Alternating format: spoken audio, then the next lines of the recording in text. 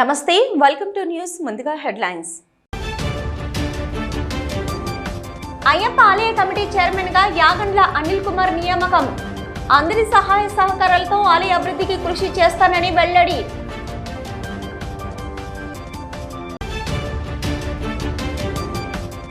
నేడు cabinet sub కమిటీలో రైతు భరోసాపై తుది నిర్ణయం తీసుకుంటుందన్న మంత్రి పొన్నం సంక్రాంతి పండుగలోపు రైతు భరోసా నిధులు విడుదలవుతాయని వెల్లడి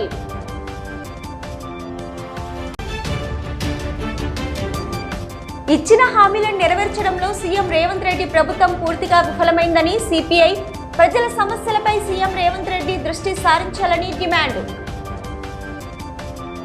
మున్నూరు కాపు కులస్తుల సంక్షేమమే ధ్యేయంగా పనిచేస్తున్నామన్నారు రాష్ట్ర వర్కింగ్ ప్రెసిడెంట్ చెల్లా హరిశంకర్ నగరంలోని 37వ డివిజన్లోని మీకోసం కార్యాలయంలో గురువారం రోజున Munnuru Kapu journalist forum Patel youth sports ఆధ్వర్యంలో ఈ నెల 10 నుంచి 12వ తేదీ వరకు నిర్వహించబోయే క్రికెట్ టోర్నమెంట్కు సంబంధించిన పటేల్ క్రికెట్ లీగ్ సీజన్ 2 పోస్టర్ను మున్నూరు కాపు జర్నలిస్టు ఫోరం అధ్యక్షులు కొత్త లక్ష్మణ్తో కలిసి పోస్టర్ ఆవిష్కరించిన మున్నూరు కాపు సంఘం రాష్ట్ర వర్కింగ్ ప్రెసిడెంట్ చెల్లా హరిశంకర్ ఈ సందర్భంగా చెల్లా హరిశంకర్ మాట్లాడుతూ గతంలో మాదిరిగానే ఈ సంవత్సరం కూడా Munnuru Kapu journalist forum Patel youth sports ఆధ్వర్యంలో క్రికెట్ టోర్నమెంట్ను ఈ నెల 10 నుంచి 12వ తేదీ వరకు నిర్వహించనున్నామని ఈ కార్యక్రమ ప్రారంభోత్సవానికి కేంద్ర హోంశాఖ మంత్రి సహాయ మంత్రి బండి సంజయ్ కరీంనగర్ శాసనసభ్యులు గంగుల కమలాకర్ ప్రభుత్వ విప్ ఆది శ్రీనివాసులు హాజరై కార్యక్రమాన్ని ప్రారంభించనున్నట్లు తెలిపారు.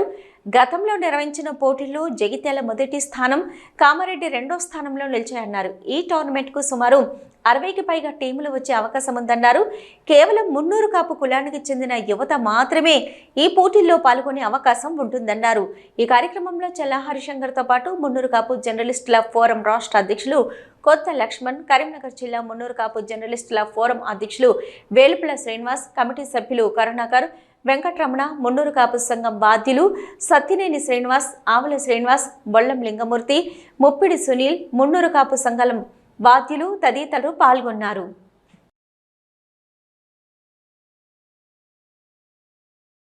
మూడు రోజులు కూడా టోర్నమెంట్ జరుగుతాయి. ఈ టోర్నమెంట్స్ మున్నూరు కాపు జర్నలిస్టుల ఫోరం రాష్ట్ర అధ్యక్షులు కొత్త లక్ష్మణ్ పటేలు, మరి ఇక్కడ జిల్లా బాధ్యులు, అదేవిధంగా యూత్ ఫోర్స్ వాళ్ళు ముఖ్యులు కూడా పాల్గొని ఈ టోర్నమెంట్ను కూడా విజయవంతం చేసేందుకు కృషి చేస్తున్నారు. పెద్ద ఎత్తున టీములు వస్తున్నట్టు సమాచారం ఉంది.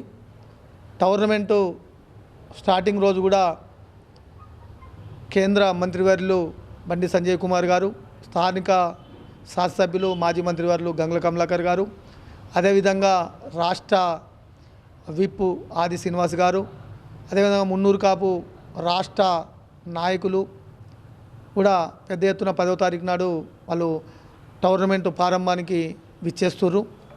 ముగింపుకు కూడా రావడం జరుగుతుంది. ఈ టోర్నమెంట్స్లో మున్నూరు కాపు యువతనే 11 మంది మున్నూరు కాపు యువత టీములుగా ఏర్పడి ఇతపై 50 నుంచి 60 పైన టీమ్స్ వచ్చేందుకు కూడా మాకు సమాచారం ఉంది. కాబట్టి దీనిలో మున్నూరు కాపు యువత టీములుగా ఏర్పడి ఈ టోర్నమెంట్లో పాల్గొనాలని కోరుకుంటూ కంపల్సరీ ఆసక్తి కల ఉన్న 11 మంది టీంతో కంపల్సరీ ఇప్పుడు ఏదైతే ఈ పోస్టర్లో ఉన్న వాట్సాప్ నెంబర్లకు కానీ మన ఏదైతే గూగుల్ ఫామ్స్కు వాళ్ళ 11 మందితో కూడిన డీటెయిల్స్ను మాకు పంపించినట్టయితే 5వ తారీఖు వరకు అది లాస్ట్ చివరి రోజు ఉంది.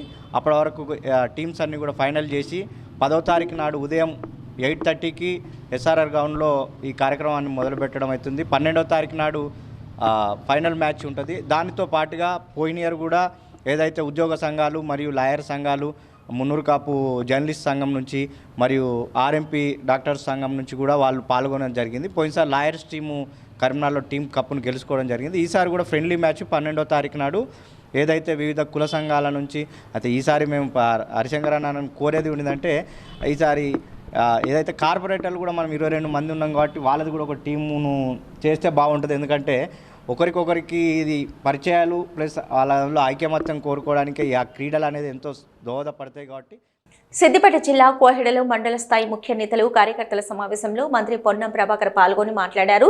గ్రామాల్లో ఏ సమస్య ఉన్నా తన దృష్టికి తీసుకురావాలని కార్యకర్తలకు సూచించారు. మంత్రి తుమ్మల నాగేశ్వరరావుతో కార్యకర్తలను ఉద్దేశించి టెలిఫోన్లో ప్రసంగం చేయించారు. ఇప్పటికే 30,000 కోట్ల రూపాయల వ్యవసాయం, రైతు సంక్షేమం కోసం కేటాయించామని మంత్రి తుమ్మల ఫోన్ ప్రసంగంలో తెలిపారు. ఈరోజు కేబినెట్ సబ్ కమిటీలో రైతు భరోసాపై నిర్ణయం తీసుకుంటామని వెల్లడించారు. అందరూ ఆదాయం వచ్చే పంటలు వేయాలని సూచించారు. హుస్నాబాద్, కోహెడ, సైదాపూర్ మార్కెట్ కమిటీల ప్రమాణ స్వీకార కార్యక్రమానికి వస్తానని తెలిపారు. ప్రజాపాలన ప్రభుత్వం అమలు చేస్తున్న పథకాలు గ్రామాన ప్రజల్లోకి తీసుకెళ్లాలని మంత్రి పొన్నం ప్రభాకర్ కార్యకర్తలకు సూచించారు. సంక్రాంతికి రైతు భరోసా వస్తుందన్నారు. త్వరలోనే కొత్త రేషన్ కార్డులు వస్తాయన్నారు. ఇందిరమ్మ ఇళ్ల సర్వే జరుగుతుందని, ఇల్లు లేని పేదలకు ఇందిరమ్మ ఇళ్లు కేటాయిస్తామన్నారు. ఇళ్ల కేటాయింపులో చాలా పారదర్శకంగా ఉంటుందని, ఇందులో ఎవరి జోక్యం ఉండదన్నారు.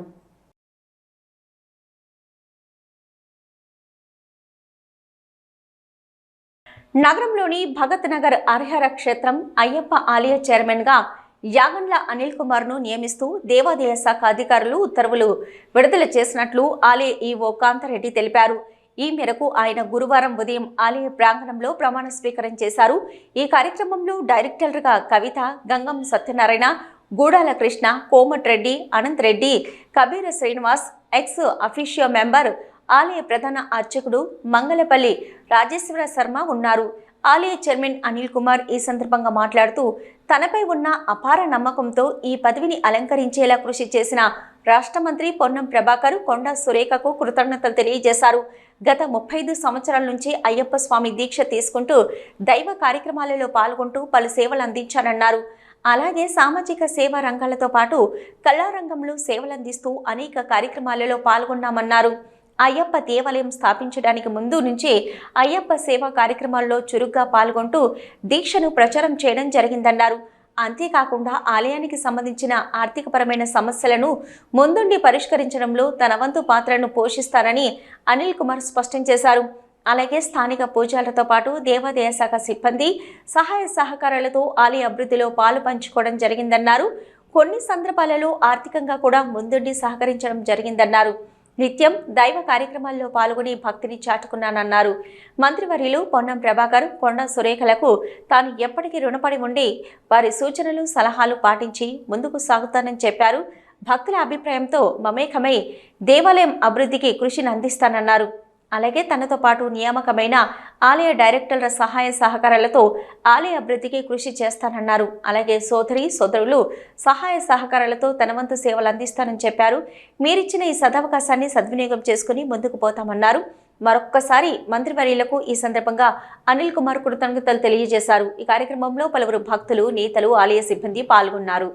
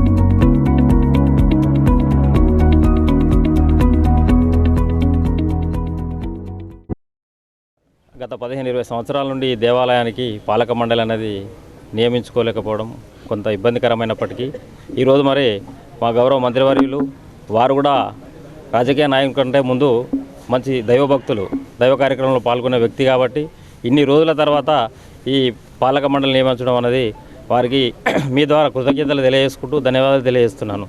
అంతేకాకుండా ఈ ఆలయంలో ఉన్న ప్రత్యేకత ఏంటంటే ఒకటే ప్రాంగణంలో దాదాపుగా 6-7 దేవాలయాలు ఉన్నాయి. అయ్యప్ప స్వామి ఉన్నాడు, వెంకటేశ్వర స్వామి ఉన్నాడు, ఆంజనేయ స్వామి ఉన్నాడు, శివాలయం శివుడు ఉన్నాడు, సుబ్రహ్మణ్య స్వామి ఉన్నాడు, శనీశ్వరుడు ఉన్నాడు, నాగదేవత ఉన్నది. ఇన్ని దేవతల మూర్తులను పెట్టుకుని భక్తులు కొంత తక్కువగా వస్తున్నట్టుగా అనిపిస్తుంది. ఇప్పటి నుంచి మా ఆలయ పూజారులు కానివ్వండి, మా అయ్యో గారు కానీ అందరం కలిసి ఈ దేవాలయాన్ని ఇంకా ముందుకు తీసుకెళ్ళి మంచి ప్రచారం చేసి భక్తుల కోరికలు తీర్చే విధంగా ఆ భగవంతుడు కూడా అందరినీ ఆశీర్వదించాలని ఈ సందర్భంగా కోరుకుంటూ ఇందులో ప్రతినిత్యం కార్యక్రమాలు జరుగుతూ ఉన్నాయి. భక్తులందరూ రావాలి, దేవాలయ దర్శనాలు చేసుకోవాలి. అంతేకాకుండా అయ్యప్ప స్వామి దీక్ష సమయంలో గత కొన్ని సంవత్సరాల నుండి అన్నదానం కూడా నిర్విరామంగా దేవాదాయ శాఖ వారు నిర్వహిస్తున్నారు. ఈరోజు ఈ అయ్యప్ప స్వామి దేవాలయంలో ప్రమాణ స్వీకార మహోత్సవానికి మనం హాజరు కావడం జరిగింది. ఇక్కడ యాగండ్ల అనిల్ కుమార్ గౌడ్ గారిని ఇక్కడ కమిషనర్ గారి యొక్క ఉత్తర్వుల ప్రకారము చైర్మన్గా, మిగతా వారిని సభ్యులుగా కూడా ఈరోజు మనం నియమించడం జరిగింది. దేవాదాయ శాఖ కమిషనర్ గారి ఉత్తర్వుల మేరకు దేవాలయంకు కమిటీ నియామకం కాబడినది. అట్టి కమిటీ ఈరోజు ఉదయం మనకు స్వామి ధర్మకర్తలతో ప్రమాణ స్వీకారం చేయించి ధర్మకర్తలు అందరు కలిసి ఏకగ్రీవంగా యాగండ్ల అనిల్ కుమార్ గౌడ్ గారిని చైర్మన్గా ఎన్నుకోవడం జరిగింది. ఈ దేవాలయంలో మన ఇప్పుడు అనేక ఉపాలయాలు ఉన్నాయి. 7-8 దేవతామూర్తులతోని ఎప్పుడు భక్తులతోని నిత్యం అది విరాజిల్లుతున్నది. ప్రప్రదంగా కరీంనగర్లో స్వామివారి అయ్యప్ప దేవాలయం అంటే ప్రప్రదంగా భగత్ నగరు ఈ దేవాలయమే ఒక 32 ఏళ్ళ కింద నిర్మించబడినటువంటి దేవాలయం. ఈ దేవాలయం దగ్గర అది స్వామివారి దగ్గరికి అయితే ఎవరైతే వచ్చి మనస్ఫూర్తిగా స్వామివారిని అది సంకల్పం చేసుకుంటారో అది నిర్విఘ్నంగా నెరవేరుతుంది అనే ఒక దృఢ సంకల్పం భక్తులు నెలకొన్నది. కాబట్టి 1,00,000 డప్పులు 1000 గొంతుల సభ విజయవంతం చేయాలి. పెద్దపల్లి జిల్లా ఎంఆర్పీఎస్ జిల్లా అధ్యక్షులు అంబాల రాజేందర్ కోరారు. పెద్దపల్లి జిల్లా కాల్వ శ్రీరాంపూర్ మండల కేంద్రంలో ఎంఆర్పీఎస్ జాతీయ అధ్యక్షులు మందకృష్ణ మాదిగ పిలుపు మేరకు ఎంఆర్పీఎస్ ఆధ్వర్యంలో కళాకారుల సన్నాహక సమావేశం నిర్వహించారు. ఈ కార్యక్రమానికి ఎంఆర్పీఎస్ కళాకారుల సంఘం అధ్యక్షుడు రామంచ భరత్ ఆధ్వర్యంలో కళాకారులకు పలు సూచనలు చేశారు. ఫిబ్రవరి 7న హైదరాబాద్లో నిర్వహించబోయే 1000 గొంతులు 1,00,000 డప్పులతో మహాకళ ప్రదర్శనకు ఉమ్మడి జిల్లా నుంచి కళాకారులు కదిలి రావాలని ఉమ్మడి జిల్లా ఎంఆర్పీఎస్ కళాకారుల సంఘం అధ్యక్షుడు రామంచ భరత్ కోరారు. ఈ సందర్భంగా ఎంఆర్పీఎస్ అధ్యక్షులు అంబాల రాజేందర్ మాట్లాడుతూ ఎస్సీ వర్గీకరణ కోసం 30 ఏళ్లుగా ఎంఆర్పీఎస్ జెండా పట్టుకొని మందకృష్ణ మాదిగ పోరాడుతున్నారని, వారు చేపట్టిన కవాతుకు మద్దతుగా మాదిగ కళాకారులు కవులు సహకరించాలని ఆయన అన్నారు. దేశంలో అన్ని వర్గాల ప్రజలు వర్గీకరణకు మద్దతు తెలియజేశాయని అన్నారు. ఎస్సీలలో ఉన్న 59 కులాల్లో కేవలం ఒక కులం మాత్రమే వ్యతిరేకంగా ఉందని అన్నారు. అన్ని ఉద్యమాల్లో రాజకీయ పార్టీల గెలుపు ఓటములలో మాదిగ కళాకారుల పాత్ర ఉందని అన్నారు. ఎన్నో మంచి చెడులలో ఎందరో డప్పు కొట్టి పాట పాడమని ఇప్పుడు మొట్టమొదటిసారిగా తమ హక్కుల సాధన కోసం డప్పులు కొడుతున్నామన్నారు. జనవరి 7 నుంచి ఫిబ్రవరి 7 వరకు అన్ని జిల్లాల్లో రథయాత్ర నిర్వహించి అదే రోజు హైదరాబాద్లో 1,00,000 డప్పులు 1000 గొంతు కవాతు నిర్వహిస్తున్నామన్నారు. ఈ కార్యక్రమంలో మాజీ జెడ్పీటీసీ లంక సదయ్య, ఎంఎస్పీ తెలంగాణ రాష్ట్ర కోఆర్డినేటర్ ఇంజం వెంకటస్వామి, కళాకారులు తూండ్ల రాజయ్య, బల్ల తిరుపతి, పాల రాజేశం, పాలశంకర్, దంతనపల్లి ధర్మయ్య, అంబాల సతీష్, పుల్లూరు సాగర్ తదితరులు పాల్గొన్నారు. రిజర్వేషన్ల వర్గీకరణ సాధన కోసం గౌరవ శ్రీ మందకృష్ణ మాదిగ గారి నాయకత్వంలో 1000 గొంతులు 1,00,000 డప్పుల కార్యక్రమాన్ని హైదరాబాద్లో నిర్వహించబోతున్నాం. కావున పెద్దపల్లి జిల్లాలో ఉన్నటువంటి మాదిగ కవులు కళాకారులు 1000 గొంతులు 1,00,000 డప్పుల కార్యక్రమంలో పాల్గొని ఎస్సీ రిజర్వేషన్ల వర్గీకరణ సాధన కోసం ఇంటికో డప్పుతోని హైదరాబాద్ చేరుకొని ఈ యొక్క కార్యక్రమాన్ని విజయవంతం చేయాలని చెప్పి సందర్భంగా పిలుపునిస్తూ ఏదైతే 1000 గొంతులు 1,00,000 డప్పుల నినాదంతో శ్రీ మందకృష్ణ గారు కళాకారులకు ప్రాముఖ్యమైనటువంటి ఒక బాధ్యతను అప్పచెప్పుదామని చెప్పి మందకృష్ణ గారు చేపడుతున్నటువంటి 1000 గొంతులు 1,00,000 డప్పుల సన్నాహక సమావేశానికి మరి మమ్మల్ని ఎన్నుకోవడం ఎంతో శుభదినమని మేము భావిస్తున్నాం. కాబట్టి మా వంతు కృషిగా ప్రతి విలేజ్ని కమిటీలు వేసుకుంటూ అతి త్వరలో మరి కాల్వ శ్రీరాంపూర్ మండల కేంద్రం నుంచి 1000 డప్పులతోని మేము కళా ప్రదర్శనలు ఇచ్చుకుంటూ ఫిబ్రవరి 7న జరగబోయే నిర్వహణ సమావేశము హైదరాబాదు శ్రీరాంపూర్ మండలం నుంచి వెళ్ళి హైదరాబాద్కి ఒక 1000 డప్పులతోటి కళా ప్రదర్శనలతోని ప్రతి ఒక్క విలేజ్కి ప్రజలకు చైతన్యపరిచి ఏబిసిడి వర్గీకరణ సాధించుట కొరకు 30 ఏళ్ల సుదీర్ఘమైన పోరాటము మన్యశ్రీ మందకృష్ణ మాదిగ గారి పోరాటానికి మేము శ్రీరాంపూర్ మండల్ మాదిగ జాతి బిడ్డలము అండగా నిలబడి స్థానిక సంస్థల ఎన్నికల్లో బీసీలకు 42% రిజర్వేషన్ అమలు చేసిన తర్వాతనే స్థానిక సంస్థలకు ఎన్నికలు నిర్వహించాలని సివిల్ సప్లై కార్పొరేషన్ మాజీ చైర్మన్ రవీందర్ సింగ్ కోరారు. నూతన సంవత్సరాన్ని పురస్కరించుకుని బీసీ ఐక్యవేదిక ఆధ్వర్యంలో కరీంనగర్లో బీసీల ఆత్మీయ సమ్మేళన కార్యక్రమం నిర్వహించారు. ఈ కార్యక్రమానికి ముఖ్య అతిథిగా హాజరైన రవీందర్ సింగ్ మాట్లాడుతూ కాంగ్రెస్ కామారెడ్డిలో ప్రకటించిన విధంగా బీసీ డిక్లరేషన్ అమలు చేయాలని డిమాండ్ చేశారు. సంవత్సరం గడిచిన కాంగ్రెస్ కామారెడ్డిలో ఇచ్చిన బీసీ డిక్లరేషన్ హామీని నెరవేర్చడంలో విఫలమైందన్నారు. బీసీ మంత్రిత్వ శాఖ ఏర్పాటు చేయాలని సూచించారు. చేతి వృత్తులపై ఆధారపడ్డ బీసీ కులాలకు చేయూత ఇవ్వాలని విజ్ఞప్తి చేశారు. లేకుంటే రాబోయే రోజుల్లో రాష్ట్ర వ్యాప్తంగా బీసీ ఉద్యమాన్ని ఉధృతం చేస్తామని హెచ్చరించారు.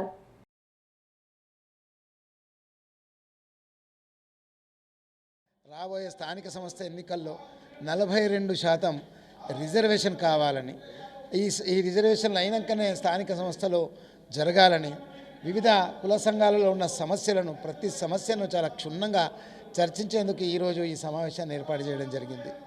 ప్రతి ఒక్కరు కూడా ఆలోచించాలి. బీసీలకు ఒక మంత్రిత్వ శాఖ లేదు. తమిళనాడులో ఉన్న రకంగా రిజర్వేషన్ చేపట్టాలి.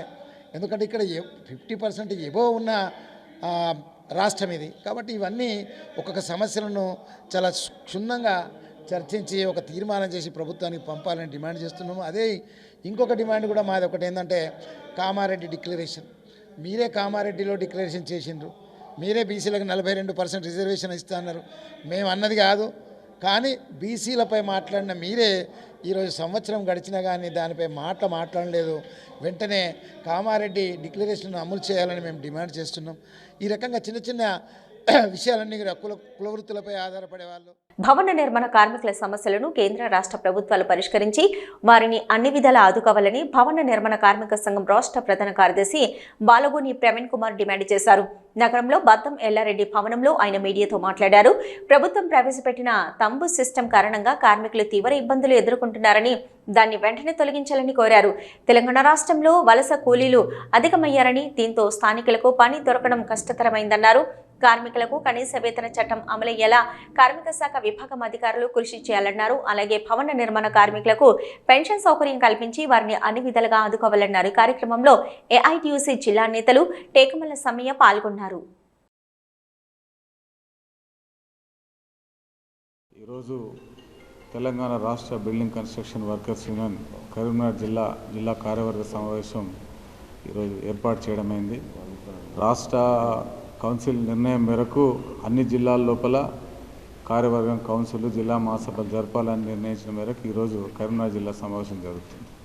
ఇకపోతే రాష్ట్రంలో పరిస్థితి బిల్డింగ్ వర్కర్స్ యూనియన్ సంబంధించింది అనేక పోరాటాలు ఉద్యమాలు ఎప్పటికప్పుడు రాష్ట్ర ముఖ్యమంత్రికి మొదలు పెట్టుకుంటే జిల్లాల్లో మండలాల్లో కూడా ఎప్పటికప్పుడు ఏఐటీసీ మేము వినతి పత్రాలు ఇస్తూ ధర్నాలు చేస్తూ ఈ యొక్క సమస్యను ఎప్పటికప్పుడు రాష్ట్ర ప్రభుత్వ దృష్టికి తీసుకెళ్తున్నాం. అందులో తమ్ముది ప్రధాన సమస్య దానికి సంబంధించినంత వరకు రాష్ట్రంలో ఉన్న అధికారులందరికీ కూడా వినవించినప్పుడు ఈ తంబు అన్నది పోనప్పుడు కేంద్ర మంత్రిని కూడా కార్మిక శాఖ మంత్రిని కూడా వెళ్ళి కలవడం జరిగింది. అక్కడ కూడా మా సమస్య పరిష్కారం కాలేదు. రాబోయే రోజుల్లో దీని తంబు గురించి ముఖ్యంగా గ్రామాల లోపల ప్రజలు ఎదుర్కొంటుంది తంబు ప్రధాన సమస్య. దాని తర్వాత పెన్షన్, అట్లా అనేక సమస్యలు చాలా వరకు బిల్డింగ్ వర్కర్స్కు ఉన్నాయి. ఎన్నికల ముందు కాంగ్రెస్ పార్టీ ఇచ్చిన హామీలను అమలు పరచడంలో సీఎం రేవంత్ రెడ్డి ప్రభుత్వం పూర్తిగా వైఫల్యం చెందిందని సిపిఐ జిల్లా కార్యదర్శి మర్రి వెంకటస్వామి మండిపడ్డారు. నగరంలోని బద్దం ఎల్లారెడ్డి భవనంలో ఆయన మీడియా సమావేశంలో మాట్లాడుతూ రైతుల రుణమాఫీ విషయంలో నిర్దిష్ట ప్రణాళికను అమలు చేయలేకపోయిందన్నారు. రాష్ట్రంలో ఇంకా రుణమాఫీ కాక రైతులు తీవ్ర ఇబ్బందులు ఎదుర్కొంటున్నారన్నారు. రబీ వ్యవసాయ సీజన్ పనులు ముమ్మరమై ఇప్పటి వరకు రైతు భరోసా నిధులు విడుదల చేయకపోవడం వలన రైతులు అనేక ఇక్కట్లు ఎదుర్కొంటుందన్నారు. ఇప్పటికైనా ఈ ప్రభుత్వంపై ప్రజల నుంచి వ్యతిరేకత ప్రారంభమైందన్నారు. ఇప్పటికైనా ప్రభుత్వం ప్రజల సమస్యలపై దృష్టి సారించి వాటి పరిష్కారానికి కృషి చేయాలన్నారు. మద్యం బాబులపై పోలీసులు అత్యుత్సాహం ప్రదర్శిస్తున్నారని, ఇది సరైంది కాదన్నారు. ఏదో పొద్దంతా కష్టపడి పనిచేసిన వారు సేద తీర్చుకునేందుకు మందు సేవిస్తే వారిని పోలీసులు పట్టుకొని జరిమానాలు విధించడం సరైంది కాదన్నారు. కరీంనగర్లోని పాల ఉత్పత్తి కేంద్రంలో కాలుష్యంతో దుర్వాసన వెదజల్లడం వలన ప్రజలు అనేక వ్యాధులకు గురవుతున్నారన్నారు. ప్రమాదకరమైన నీరు రావడం వలన అనేక మంది చర్మ వ్యాధులు సోకుతున్నాయన్నారు. ఇప్పటికైనా పాల ఉత్పత్తి కేంద్రంలో నుంచి వస్తున్న దుర్వాసనను అరికట్టాలని ఆయన డిమాండ్ చేశారు. దీనిపై సిపిఐ పోరాడుతుందన్నారు. ఈ సమావేశంలో ఏఐటియు జిల్లా నేతలు టేకుమల్ల సమ్మయ్య, వ్యవసాయ కార్మిక సంఘం రాష్ట్ర నాయకులు కొయ్యడ సృజన్ కుమార్ రెడ్డిలు పాల్గొన్నారు.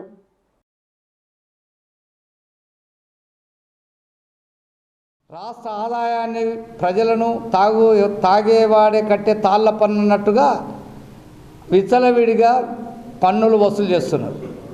బార్ల పక్కనే పోలీసులు ఉంటారు. తాగొచ్చిన టక్కున అది మీటర్ పెడతారు, ఫైన్ కడతారు. అందులో తాగడానికి ఫైన్ కడతాడు, బయటకు వచ్చి ఫైన్ కడతాడు, బండి గుంజుకుంటాడు, పోలీస్ స్టేషన్లో పెడతాడు. వాడికి ఆర్థికంగా ఇంట్లో సమస్య వచ్చి, కుటుంబంలో సమస్య వచ్చి, మనశ్శాంతి కోసం వచ్చి బార్లో కూర్చొని తాగితే ఆ ఇంట్లో భార్యతో ఘర్షణ పడతాడు, ఇంటికి వచ్చి తాగితే వాడు మళ్ళీ ఫ్యామిలీని తీసుకొని వస్తే బండితో కౌన్సిలింగ్ అంటాడు. దానివల్ల కుటుంబ కలహాల్లో విపరీతంగా పెరిగిపోయి ఆత్మహత్య చేసుకునే ప్రమాదం ఉన్నది. మీకు నిజంగా చిత్తశుద్ధి ఉంటే ఈ రాష్ట్ర ప్రభుత్వానికి ముందు ఈ నిషేధించండి, మద్యము తయారీని అరికట్టండి. విచ్చలవిడిగా బెల్ట్ షాపులకు అనుమతి ఇవ్వదు. బెల్ట్ షాపులకు అనుమతి లేకుండా తాగియండి, పోయండి, అమ్మండి అని చెప్పి ఎక్సైజ్ అధికారులతోటి పురాయించి అమ్మిస్తున్నారు, ఫైన్ కట్టిస్తున్నారు. ఇది ఎవరు ఈ చట్టాన్ని పూర్తిగా చేతుల్లో తీసుకొని చేస్తున్నారు. మరో అడుగు ముందుకేసి పోలీస్ అధికారులే ఫస్ట్ టైం దొరికితే 10,000 ఫైన్ వేస్తాం. అటు ఫైన్ వేసే అధికారం నీకు లేదు సుమా. అది నువ్వు కేసు పెడతావు, కోర్టుకు పంపుతావు.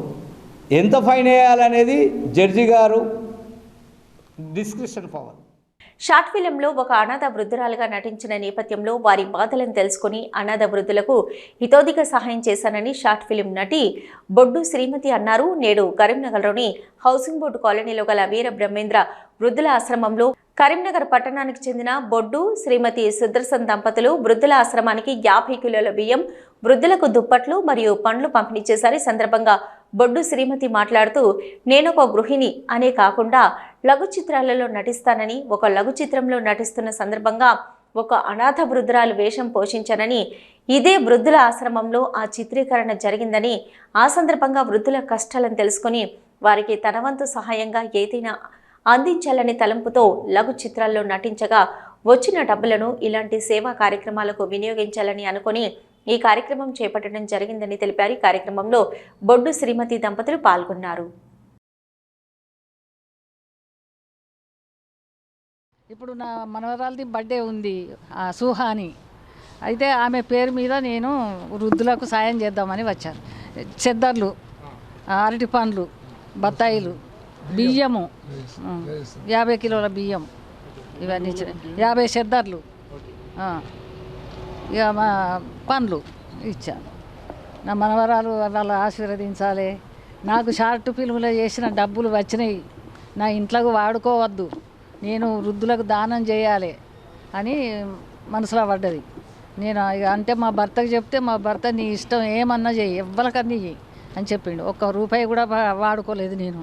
ఇంకా ఆటో కిరాయిలు, బస్ కిరాయిలు పెట్టుకొని నేను పోయినా కానీ ఆ పైసలు అట్లే దాచుకొని వీళ్ళకి సాయం చేసిన. మళ్ళీ వచ్చినా కానీ మళ్ళీ కూడా ఇట్లే ఎవరికైనా సాయం చేస్తా కానీ ఇంట్లో ఉంచుకోను. నాకు సమగ్ర శిక్ష అభియాన్ కాంట్రాక్ట్ ఉద్యోగులను పర్మినెంట్ చేయాలని కోరుతూ నగరంలోని తెలంగాణ చౌక్ నుంచి జిల్లా కలెక్టరేట్ వరకు ఉద్యోగులు శాంతియుత ర్యాలీ చేపట్టారు.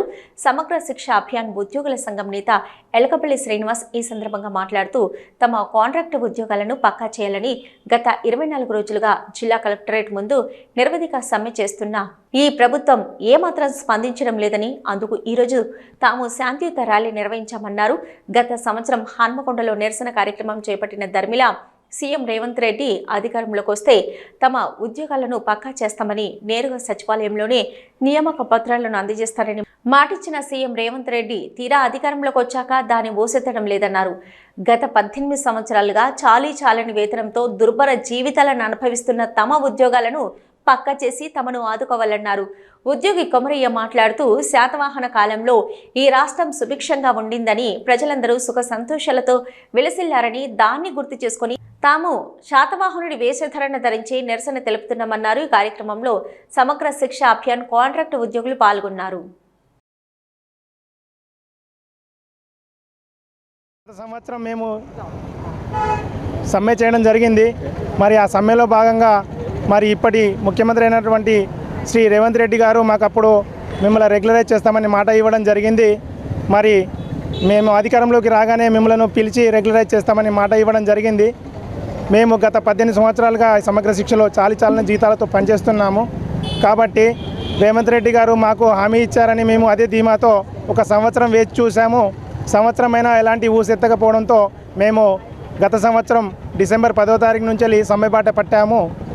ఆ సమ్మెలో భాగంగా ఇవాళ 24వ రోజు శాంతియుత ర్యాలీ మేము గీతాభవన్ చౌరస్తా నుండి కలెక్టరేట్ వరకు తీయడం జరిగింది. దీనిలో ముఖ్య భాగంగా చెప్పేది ఏంటంటే, అయ్యా రేవంత్ రెడ్డి గారు, ఇప్పటికీ మీ మీద నమ్మకం ఉంచి మేము ఈ శాంతియుత ర్యాలీ చేస్తున్నాం, శాంతియుతంగానే సమ్మె చేస్తున్నాము. మీరిచ్చిన మాటను నిలబెట్టుకొని మా జీవితాల్లో వెలుగు నింపుతారని మేము ఆశిస్తున్నాము. వెలసిలిందో ఈరోజు తెలంగాణ రాష్ట్రంలో రేవంత్ రెడ్డి గారు వచ్చిన తర్వాత కూడా వాళ్ళు మాకు హన్మకొండలో హామీ ఇచ్చారు. మేము కనుక అధికారంలోకి వచ్చిన వెంటనే మేము వాళ్ళందరినీ రెగ్యులర్ చేస్తామని హామీ ఇచ్చారు. రేవంత్ రెడ్డి గారు హామీ ఇచ్చిండ్రు అంటే తప్పకుండా మమ్మల్ని అందరూ రెగ్యులర్ చేస్తామని మేము ఆశాభావం వ్యక్తం చేస్తున్నాం. మా జీవితాల్లో వెలుగు నింపుతారని మేము పక్కా ఉన్నామండి, ధీమాతో ఉన్నాం. రెగ్యులర్ చేస్తారు. రేవంత్ రెడ్డి గారు మాట ఇచ్చిందంటే తప్పేవారు కాదు. 24 రోజుల నుంచి ఇక్కడ సమ్మె చేస్తున్నాం కదా అండి. అప్పుడు శ్రీకృష్ణ దేవరాయల పరిపాలన కాలంలో మొత్తం స్వర్ణయుగంగా వెలసిల్లింది. కాబట్టి ఈరోజు కూడా మమ్మల్ని అందరినీ రెగ్యులర్ చేసి మమ్మల్ని కూడా ఒక స్వర్ణయుగం లాగా చూసి మమ్మల్ని అందరూ రెగ్యులర్ చేసి మా జీవితాలు వెలుగు నింపుతాడని సీఎం రేవంత్ రెడ్డి గారి మీద మాకు ఆశ ఉందండి. పక్కా చేస్తారు. హామీ ఇచ్చారు కాబట్టి అమలు చేస్తాడు. రోడ్డు భద్రత అందరి బాధ్యతని రోడ్డుపై విద్యార్థులు డ్రైవింగ్ చేసేటప్పుడు హెల్మెట్ ధరించి డ్రైవింగ్ చేయాలని కరీంనగర్ ఎంవీఐ శ్రీకాంత్ చక్రవర్తి పిలుపునిచ్చారు. 36వ జాతీయ రహదారి భద్రతా వారోత్సవాలలో భాగంగా రవాణా శాఖ మంత్రి పొన్నం ప్రభాకర్ ఆదేశానుసారం కరీంనగర్ ఉప రవాణా శాఖ ఆధ్వర్యంలో గురువారం మండలంలోని LMD colony Sri Chaitanya engineering కళాశాలలో విద్యార్థులకు రోడ్డు భద్రత, ర్యాష్ డ్రైవింగ్ పై అవగాహన కార్యక్రమాన్ని నిర్వహించారు. ఈ నెల 1 నుంచి 31 వరకు జిల్లా రవాణా శాఖ ఆధ్వర్యంలో రహదారి భద్రతా వారోత్సవాలు నిర్వహించనున్నట్లు తెలిపారు. రిటైర్డ్ ఆర్టీఓ విజయపాల్ రెడ్డి విద్యార్థులకు రోడ్డు ప్రమాదాలపై అవగాహన కల్పించారు. ఈ సందర్భంగా శ్రీకాంత్ చక్రవర్తి మాట్లాడుతూ కళాశాలకు వచ్చే విద్యార్థులు తప్పకుండా హెల్మెట్ ధరించి డ్రైవింగ్ చేయాలని, ర్యాష్ డ్రైవింగ్ తో ఎంతో మంది రోడ్డుపై మృత్యువాత పడుతున్నారని తెలిపారు. రోడ్డుపై డ్రైవింగ్ చేసేటప్పుడు అందరి బాధ్యతని జాగ్రత్తలు పాటిస్తూ రోడ్డు ప్రమాదాలను నివారించాలని పేర్కొన్నారు.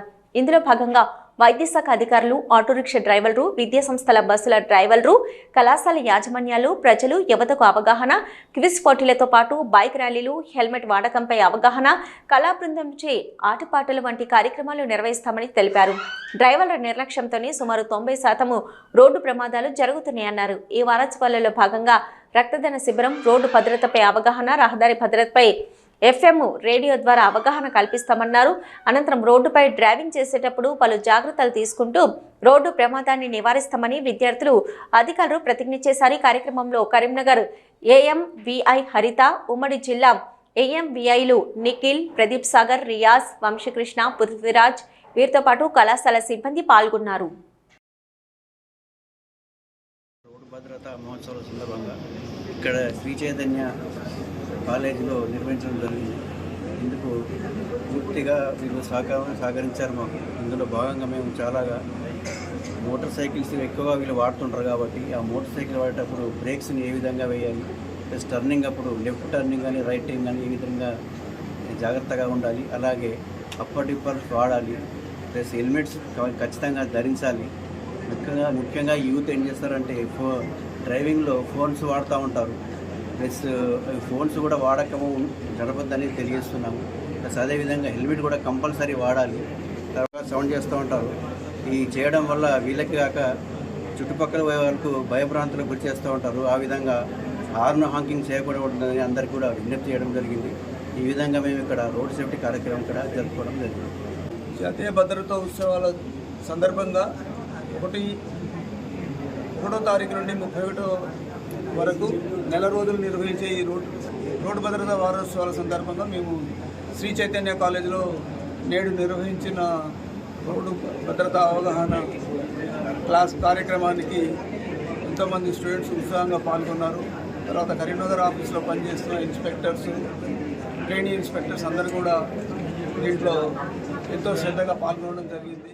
ఎన్టీపీసీ యాజమాన్యం తాటి చెట్లను తొలగిస్తుంటే ఏమీ చేయలేక కాంగ్రెస్ గవర్నమెంట్ గౌడ కులస్తులను రోడ్డుపైకి తీసుకొచ్చిందని గౌడ కులస్తులు ఆవేదన వ్యక్తం చేశారు. ఈ సందర్భంగా వారు మాట్లాడుతూ కాంగ్రెస్ గవర్నమెంట్ మమ్మల్ని తీసుకొచ్చిందని, తాము ఈత చెట్లకు తాడి చెట్లకు పన్ను కూడా చెల్లిస్తున్నామని, అయినా కనీసానికి తమకు ఎటువంటి నోటీసులు ఇవ్వకుండానే చెట్లను తొలగించడం బాధాకరమన్నారు. చెట్లు తొలగిస్తూ ఉంటే చోద్యం చూస్తున్నారే తప్ప అధికారులు కానీ ఇప్పటి వరకు ఎలాంటి చర్యలు తీసుకోవడం లేదన్నారు. పెద్దపల్లి జిల్లాలోని కన్నాల, పాలకుర్తి, రానాపూర్, లక్ష్మీపూర్ గ్రామాల్లో సోలార్ ప్లాంట్ పెడుతున్నామని గౌడ కులస్తులకు కనీసం నోటీస్ ఇవ్వకుండా తాటి, ఈత చెట్లను తొలగించి తమ జీవనాధారాన్ని దెబ్బతీస్తున్నారన్నారు. తాటి చెట్లను తొలగించడం వల్ల తాము రోడ్డు మీదకు వచ్చామని ఆవేదన వ్యక్తం చేశారు. తాము చేసుకునేందుకు పని లేదని, తాటి చెట్లు ఎక్కడైనా మా జీవనాధారమని, దీనివల్ల మేము మా జీవితాల్ని కోల్పోతున్నామన్నారు. వారి మీద ఎలాంటి యాక్షన్ తీసుకోలేదని ఆవేదన వ్యక్తం చేశారు. మా పొట్ట కొట్టడం చాలా బాధాకరమని వాపోయారు. ఈ కార్యక్రమంలో జిల్లాలోని గౌడ కులస్తులు అధిక సంఖ్యలో పాల్గొన్నారు. చెట్లు పెట్టుకుని పెంచినా సేద్యం లేదు.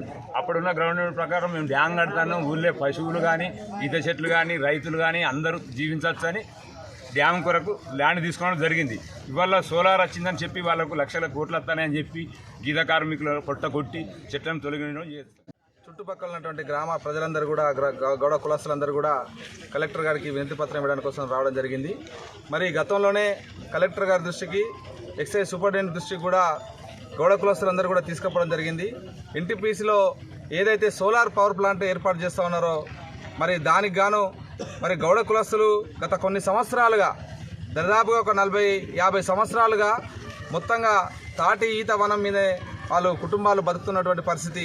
ఎలాంటి నోటీసులు ఇవ్వకుండా, ఎలాంటి సమాచారం సొసైటీలకు, గౌడ కులస్తుల సొసైటీలకు ఇవ్వకుండా అధికారులు ఇష్టారీతిగా రాత్రి వేళల్లో ప్రొక్లైన్లతోటి తాటి ఈత వనాన్ని కూల్చివేతను నిరసిస్తూ ఈరోజు గౌడ కులస్తులందరూ, గౌడ గీత కార్మికులందరూ కూడా ఇలా కలెక్టర్ కలవడానికి కోసం రావడం జరిగింది. మరి ఈ సందర్భంగా జిల్లా కలెక్టర్ గారిని, అదేవిధంగా ఎక్సైజ్ సూపరింటెండెంట్ గారిని కూడా మేము డిమాండ్ చేస్తూ ఉన్నాం. ఎందుకు మీరు ఇలా ఆ తాటి ఈత వనాన్ని ఇలా నిర్మూలించుతున్నటువంటి అధికారుల మీద, అదేవిధంగా వాళ్ళందరి మీద చర్యలు తీసుకోవట్లేదు? మేము ఇన్ని రోజులు నేను గీత వృత్తి మీద ఆధారపడి, మా తాతలు గీత వృత్తే, మా నాన్న కూడా గీత వృత్తే, అందులో భాగంగా నేను చదువుకున్నప్పటికీ నేను ఎంఏ సోషియాలజీ పీజీ చేశాను. అయినా ఎలాంటి ఉద్యోగ అవకాశాలు లభించక నేను మా తండ్రి పిలుపు మేరకు, బిడ్డ మనకు ఎలాంటి ఉద్యోగాలు దొరికాయి, ఈ ప్రభుత్వం కానీ ప్రభుత్వ నాయకులు మనకు ఉద్యోగాల అవకాశాలు కల్పించారు. మనకు ఏదైతే తరతరాల నుంచి వస్తుండే వృత్తి ఏదైతుందో నేను కూడా అదే వృత్తిని చూపిస్తాను, రారా నేర్చుకో అంటే నేను నేర్చుకున్నా. అలాంటి క్రమంలో గత 20 సంవత్సరాల నుంచి నేను ఉల్లి చేత బట్టి ఈదులు గీసుకుంటాను. అందులో నాకు తెలిసిన ఈదులు ఏంటంటే ఎన్టీపీసీ డ్యామ్ ఈదులే మాకు ఒక కన్న తల్లి లాంటివి అవి. అలాంటి క్రమంలో నేను అవే వచ్చే ఆ యొక్క ఆదాయాన్ని, నా యొక్క కుటుంబాన్ని జీవనం పోషించుకోవడానికి దాన్ని ఆధారంగా చేసుకొని బతుకుతున్నాను. అయితే ఇలాంటి క్రమంలో ఎన్టీపీసీ యాజమాన్యం తన మొండి వైఖరితో ఏం చేసిందంటే లక్షల ఈతవనాన్ని ఒక నిర్దాక్షిణ్యంగా నేలమట్టం చేసింది.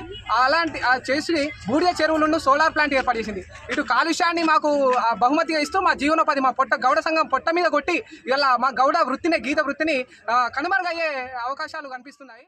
ఈ కొత్త సంవత్సరంలోనైనా సీఎం రేవంత్ రెడ్డి మనసు మారి మా సమస్యలు పరిష్కరించాలని సమగ్ర శిక్ష కాంట్రాక్ట్ ఉద్యోగులు కోరారు. పెద్దపల్లిలో చేపట్టిన సమగ్ర శిక్షణ ఉద్యోగుల నిరసన 24 రోజులకు చేరుకుంది. ఈ సందర్భంగా సమగ్ర శిక్షణ ఉద్యోగులు అమరవీరుల స్తూపం నుంచి కలెక్టర్ కార్యాలయం వరకు ర్యాలీ తీసి సుభాష్ నగర్లో గాంధీ విగ్రహానికి పూలమాలలు వేసి నిరసన వ్యక్తం చేశారు. ఈ సందర్భంగా వారు మాట్లాడుతూ సీఎం రేవంత్ రెడ్డి ఇచ్చిన హామీ వెంటనే నెరవేర్చాలని, మేము అడగక ముందే మాకు ఉద్యోగ భద్రత కల్పిస్తానని హామీ, దాన్ని వెంటనే విద్యాశాఖకు మంత్రి సీఎం రేవంత్ రెడ్డి అని, ఆయన ఈ సంవత్సరంలోనైనా తమకు సమాన పనికి సమాన వేతనాన్ని ఇవ్వాలని, మాకు ఉద్యోగ భద్రత కల్పించాలని సమగ్ర శిక్షణ ఉద్యోగులు రాష్ట్ర ప్రభుత్వానికి వేడుకున్నారు. న్యూస్ ముగించే ముందు హెడ్లైన్స్ మరొకసారి. అయ్యప్ప ఆలయ కమిటీ చైర్మన్ గా యాగండ్ల అనిల్ కుమార్ నియామకం. అందరి సహాయ సహకారాలతో ఆలయ అభివృద్ధికి కృషి చేస్తానని వెల్లడి.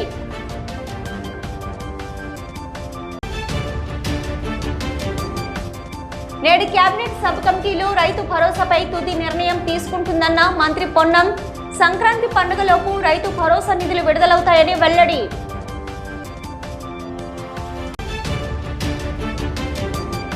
ఇచ్చిన హామీలను నెరవేర్చడంలో సీఎం రేవంత్ రెడ్డి ప్రభుత్వం పూర్తిగా విఫలమైందని సిపిఐ. ప్రజల సమస్యలపై సీఎం రేవంత్ రెడ్డి దృష్టి సారించాలని డిమాండ్. ఇవి ఇప్పటివరకున్న న్యూస్. నమస్తే.